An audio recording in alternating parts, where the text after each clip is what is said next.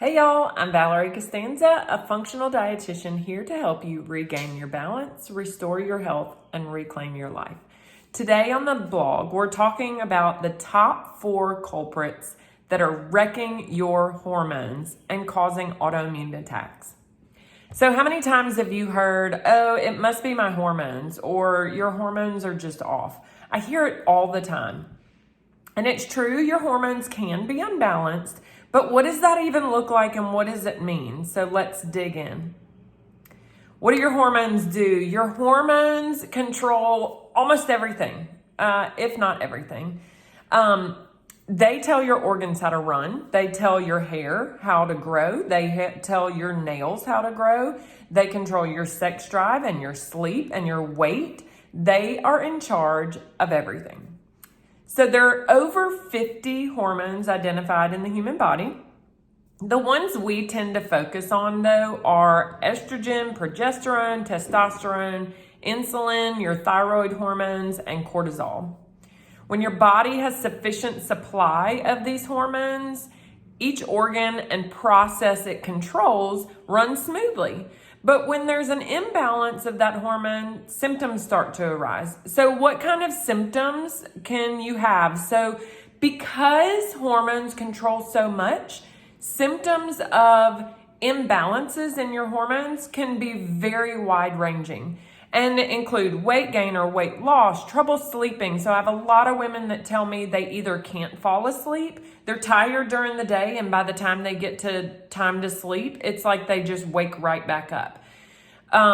Waking up in the middle of the night, that is very common. Or waking up too early in the morning and you're not ready to wake up, but you can't go back to sleep. Chronic fatigue, not feeling rested after you have a full night's sleep.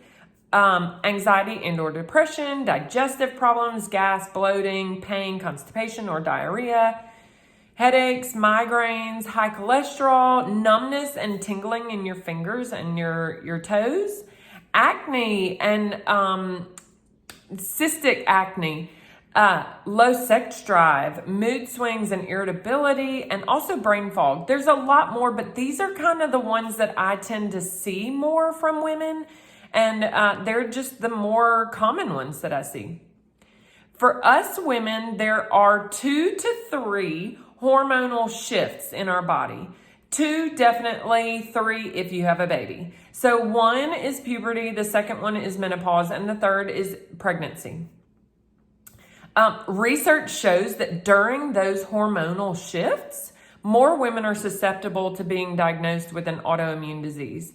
But then also to compound that, if your hormones aren't balanced at other times in your life, then the symptoms of autoimmune diseases can flare and be worse.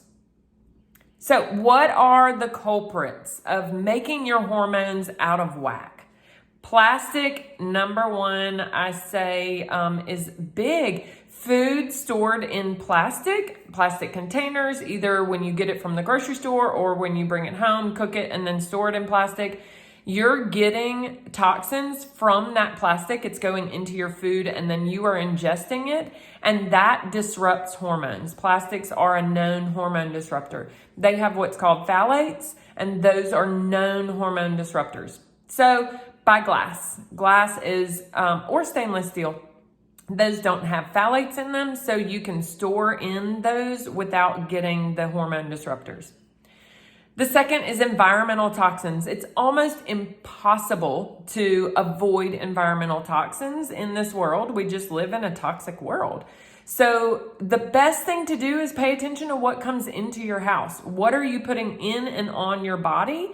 Skincare, hair care, makeup, any household cleaners, anything that you are using in your environment, clean it up. One of my favorite places to go to look for cleaner products is the Environmental Working Group. There's lots of different information out there, lots of information.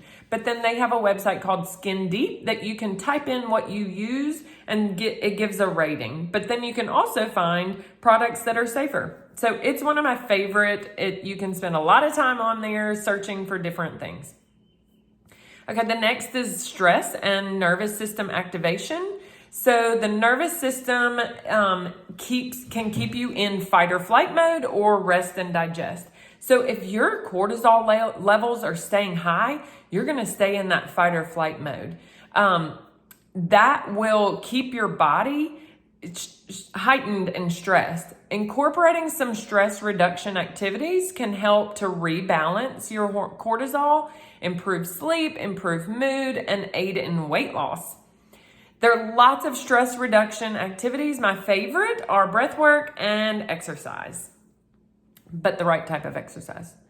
Okay, the last one is processed high carbohydrate diets. Eating a processed diet can negatively affect your hormones by not providing enough nutrients, increasing inflammation, increasing insulin output, and putting stress on your adrenal glands, which make the cortisol. Change your eating habits by increasing your fresh fruits, fresh vegetables, non-processed meats, and decreasing processed carbohydrates, processed meats, and starchy foods. Okay, how can you test your hormones?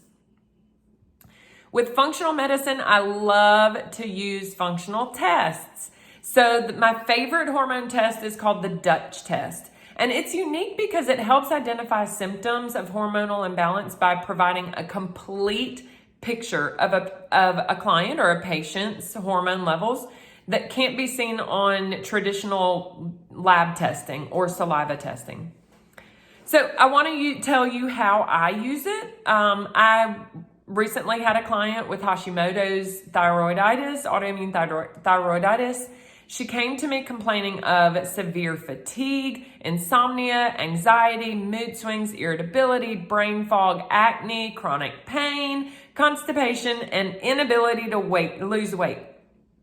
After getting her results back from the Dutch test, we saw where her imbalances were in her estrogen and progesterone production during the whole month, not just a snippet like traditional tests will show you. We could also tell that her cortisol levels were high in the middle of the night and dropped significantly after she woke up and during the rest of the day. So that meant she wasn't getting a very restful night's sleep, and then during the day, she just wasn't producing the energy she needed. So with this individualized picture of what her hormones were doing during the month, we developed we figured out her root causes and developed a unique plan to help her hormone levels balance and decrease her symptoms. Soon after, she started reporting better sleep. She was able to control her mood and emotions better. She was having regular bowel movements, and she lost 20 pounds. There are lots of steps you can take to improve your hormone levels naturally. Removing the culprits that affect them is a great place to start. How have you changed, and have you removed any culprits that affect your hormones? I'd love to hear. Comment below or send me a message. And as always, share this video with somebody that may benefit from it, and like and follow me for more.